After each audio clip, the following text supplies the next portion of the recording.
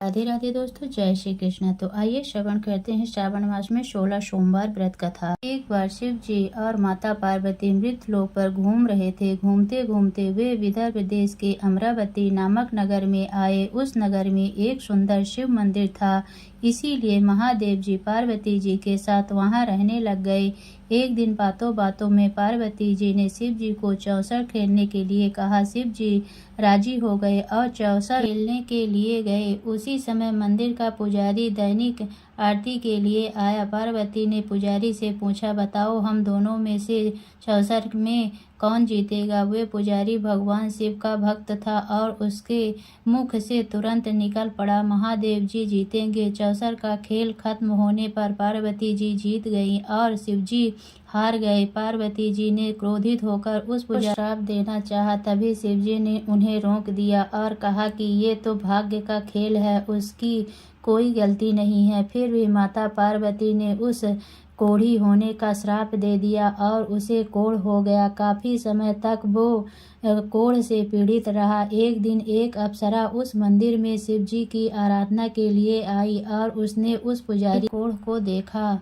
अप्सरा ने उस पुजारी को कोढ़ का कारण पूछा तो उसने सारी घटना उसे सुना दी। अप्सरा ने उस पुजारी को कहा, तुम्हें इस कोढ़ से मुक्त पाने के लिए 16 सोमवार व्रत करना चाहिए। उस पुजारी ने व्रत करने की विधि पूछी। अप्सरा ने बताया, सोमवार के दिन नहा धोकर साफ कपड़े पहन लेना और आधा किलो आटे से पंजीरी बना लेना। उस पंजीरी के 3 भाग करना। प्रदोष काल में भगवान शिव की आराधना करना। इस पंजीरी के 1/3 हिस्से को आरती में आने वाले लोगों को प्रसाद के रूप में दे देना। इस तरह 16 सोमवार तक यही विधि अपनाना। 17वें सोमवार को 1/4 गेहूं के आटे से चूरमा बना लेना और शिव जी को अर्पित लोगों में बांट देना। इसमें तुम्हारा कोढ़ दूर हो जाएगा। इस तरह 16 सोमवार व्रत करने से उसका कोढ़ दूर हो गया और वह खुशी खुशी रहने लगा। एक दिन शिव जी और पार्वती जी दोबारा उस मंदिर में लौटे और उस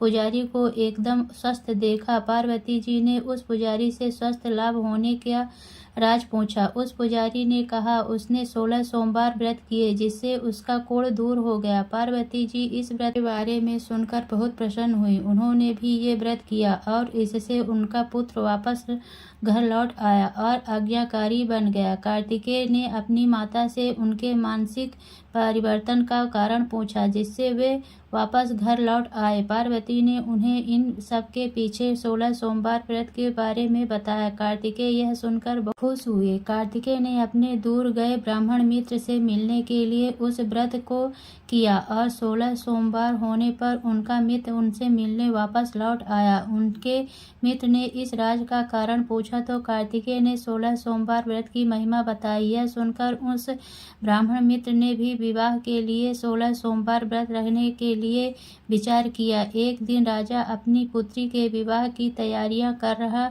था। कई राजकुमार राजा की पुत्री से विवाह करने के लिए आए। राजा ने एक शर्त रखी कि जिस भी व्यक्ति के गले में हाथिनी वरमाला डालेगी उसके साथ ही उसकी पुत्री का विवाह होगा। ब्राह्मण भी वही था और भाग्य से उस हाथिनी ने उस ब्राह्मण के गले में वरमाला डाल दी और शर्त के अनुसार राजा ने उस ब्राह्मण से अपनी पुत्री का विवाह कर दिया। एक दिन राजकुमारी ने ब्राह्मण से पूछा, आपने ऐसा क्या पुण्य किया जो हाथिनी ने दूसरे सभी राजकुमारों को छोड़कर आपके गले में वरमाला डाली। उसने कहा, प्रिय, मैंने अपने मित्र कार्तिकेय के कहने पर 16 सोमवार व्रत किए थे।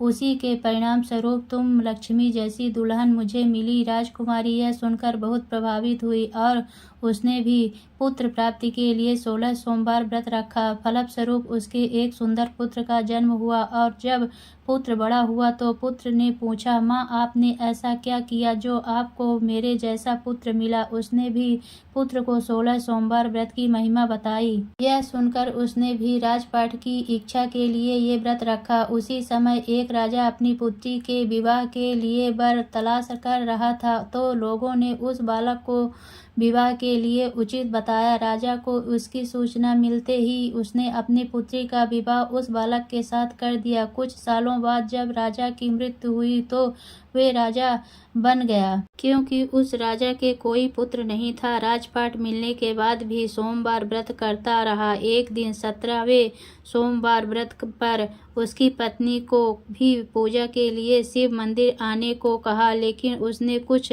आने के बजाय दासी को भेज दिया। ब्राह्मण पुत्र के पूजा खत्म होने के बाद आकाशवाणी हुई, तुम अपनी पत्नी को अपने महल से दूर रखो वरना तुम्हारा विनाश हो जाएगा। ब्राह्मण पुत्र ये सुनकर बहुत आश्चर्यचकित हुआ। महल वापस लौटने पर उसने अपने दरबारियों को भी ये बात बताई तो दरबारियों ने कहा कि जिसकी वजह से ही उसे राजपाट मिला है वे उसी को महल से बाहर निकालेगा, लेकिन उस ब्राह्मण पुत्र ने उसे महल से बाहर निकाल दिया। वो राजकुमारी भूखी प्यासी एक अनजान नगर में आई। वहाँ एक बुढ़िया औरत धागा बेचने बाजार जा रही थी। जैसे ही उसने राजकुमारी को देखा तो उसने उसकी मदद करते हुए उसके साथ व्यापार में मदद करने को कहा।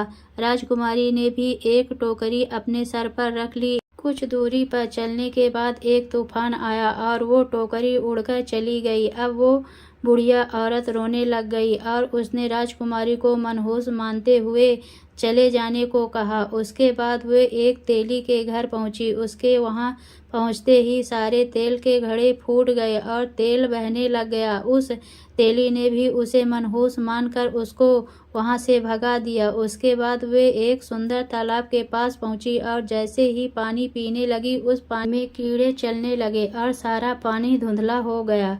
अपने दुर्भाग्य को कोसते हुए उसने गंदा पानी पी लिया और पेड़ के नीचे सो गई। जैसे ही वे पेड़ के नीचे सोई उस पेड़ की सारी पत्तियां झड़ गई। अब वो जिस पेड़ के पास जाती उसकी पत्तियां गिर जाती। ऐसा देखकर वहां के लोग मंदिर के पुजारी के पास गए। उस पुजारी ने उस राजकुमारी का दर्द समझते हुए उसने कहा, बेटी तुम मेरे परिवार के साथ रहो, मैं तुम्हें अपनी बेटी की तरह रखूंगा, तुम्हें मेरे आश्रम में कोई तकलीफ नहीं होगी। इस तरह वह आश्रम में रहने लग गई। अब वो जो भी खाना बनाती या पानी लाती उसमें कीड़े पड़ जाते। ऐसा देखकर वो पुजारी आश्चर्यचकित होकर उससे बोला, बेटी तुम पर ये कैसा कोप है जो तुम्हारी ऐसी हालत है। उसने वही पूजा में न जाने वाली कहानी सुनाई। उस पुजारी ने शिव जी की आराधना की और उसको 16 सोमवार व्रत करने को कहा, जिससे उसे जरूर राहत मिलेगी। उसने 16 सोमवार व्रत किया और 17वें